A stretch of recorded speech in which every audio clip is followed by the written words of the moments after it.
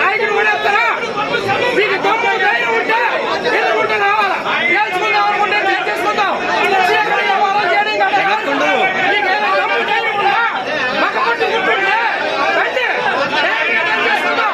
అంతేగాని చీకటి వ్యవహారాలు చీకటి రాజకీయాలు చేసి ఎవరో చెప్పడం చేయడం కాదు.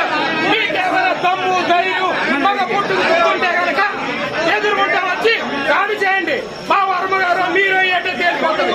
అంతేగాని సాటి వ్యవహారాలు పాటించి కొట్టడాలు వీటి పెట్టించి కొట్టడాలు అది శాతగానితనం కొచ్చేతనం అని చెప్పేసి మేము చెప్తాం.